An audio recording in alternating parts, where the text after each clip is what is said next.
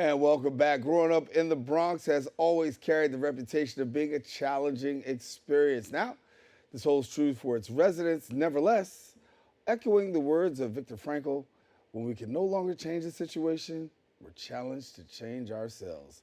Our upcoming guest is well versed in sharing his personal journey of growing up in the Bronx and the experiences that have shaped him.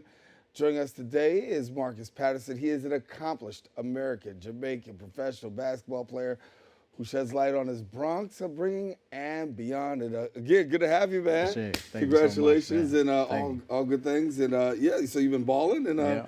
telling the story. But talk to us. You came out of Mount St. Michael here, huh? Yes, I did. Yes, So I what was did. that like? Mount St. Michael was actually great for me.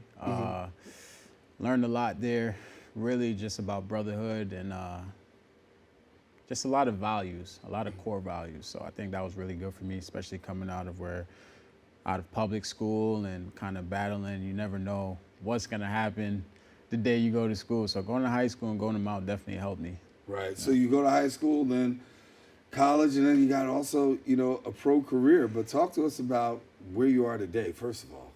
Yeah, so I recently just got back from Albania and great experience. I think probably my best pro career on and off the court. I grew so much just as a player and a person. And I really enjoyed my time there. Yeah. Really enjoyed my time. So you spent time also in England? Yeah, England was great. Everybody loves England. Yeah, honestly, living in London is the same thing like New York. That's was a shocker for me, but the culture was there, and I learned how to be a pro. And actually, after playing in London, I went back home and I said, "Man, I'm not good enough. I got to take a year off." And Gap year, that's what we took just talked about. and that's why it was crazy. The gap year is so important. I took that gap year and worked on my body, worked on my mind, and I ended up getting a really good opportunity to go play in Portugal. So that gap year for me was I needed that. Yeah. Well, listen, you just sold her on the last segment right there, right? But for yourself, talk to me about coming out of the Bronx, right, and then now, professional. There's a huge gap between learning how to play high school basketball and really becoming an adult and playing out there and living in a place that you're out there by yourself. Right. But give us that advice about how to adult that. Right. Because there's some adulting involved here. Most definitely.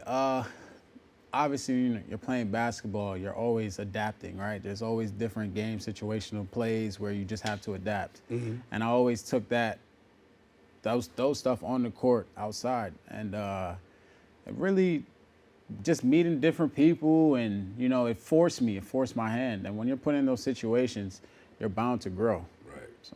And you're taking your experience and your message and you're passing it on to people. I mean, you've done some great things. I mean, you are class president, admissions student ambassador, head student representative, diversity inclusion committee, HEOP summer peer advisor. But you always found a way that even though you were doing basketball and trying to work on your own career, of also being able to give back. Why did you feel it was important to give back? So I ended up getting a full scholarship to go play basketball, but not because of basketball per se. It was because the HOP program, which is the Higher Education Opportunity Program, is for students who come from homes that don't have the financial means. And to me, that meant everything, right? So coming from the Bronx, not having opportunities where I can go sit down and, maybe talk to a president and, talk to him about business or whatever the case may be. I just thought it was important to just get my hands in and get involved with everything and try to give back and learn as much as I could with the opportunity. And the message that you give to students nowadays, what do you tell them? It's gonna sound cliche, Yeah. but I promise you, it's really just hard work, having a solid plan, and maintaining your vision. It'll get tough, right? But getting better 1% each day, it really does help you along the journey. Just understand and always remember your why. Right. What's the why for you?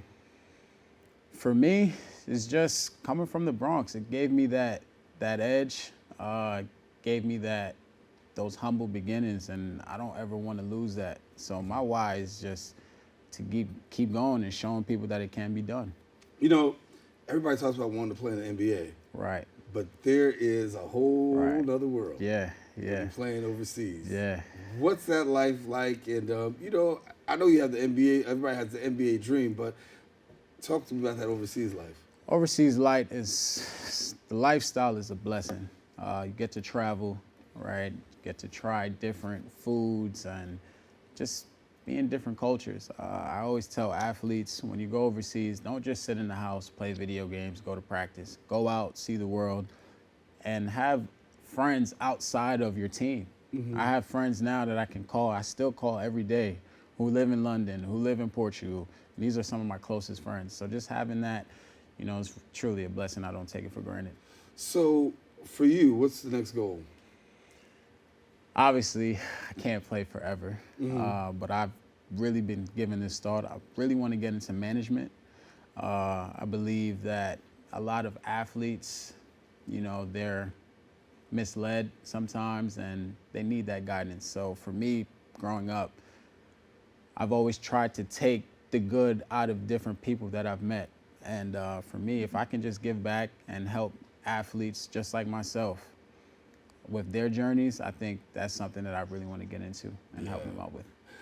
You learned a lot of lessons overseas, but I think one of the greatest lessons I think people talk about is that lesson of personal relationship and peer relationships, right? Right. And relationships with people. We are so disjointed sometimes as a country with, foreign relations. But what's the foreign relations been like for you? Because obviously you have to be able to function in order to survive.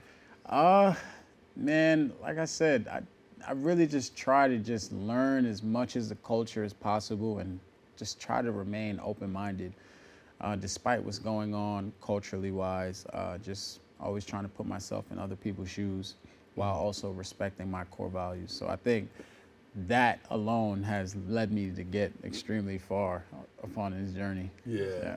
And so the Bronx, give a shout out to classmates. What year did you graduate? Well, in the Bronx, 2013. It's been a while. It's been a while, right? It's been a while. I gotta think about that. And for college? College 2017. Yeah. And now you're looking to see where you're gonna end up. See where I end up next. What's it like being a free agent now? I mean, this is real free agency here. Honestly, I really hate it because you never know. I can just get a call, hey, we're going here, and then I just gotta pack my bags and just leave. And people understand that when you get that call, it's like a week. It's not like we give you a long period of time. When they call... Honestly, I still have my stuff in a suitcase from this past season. Right. So you just never know when you're going to get up and go. So you just have to stay ready. Right. So when we talk about the Bronx, I know you said you want to thank the Bronx a little bit for what it's done for you. So I'll give you that opportunity. What do you want to say? What I've learned in just staying in the Bronx, it truly helped me build character, kept me humble, kept, having that chip on my shoulder. But I think most importantly, it allowed me to face my fears. And taking that wherever I go, I'm going full head on, whatever room I'm in. I'm just gonna go in there like God sent me, and I'm going full force. So I just really gotta thank the Bronx for that, because it taught me that. Well, Marcus, good to have you. I appreciate that, man. Congratulations. Thank you so much. Look forward to seeing you. Most definitely. If you make it out there to Spain, I might see you out there too. Sure. If you make it For back sure. to England, I might see you out there too. Come on out. All right. For more information, keep up with Marcus on his Instagram and Twitter and TikTok at _Pat4.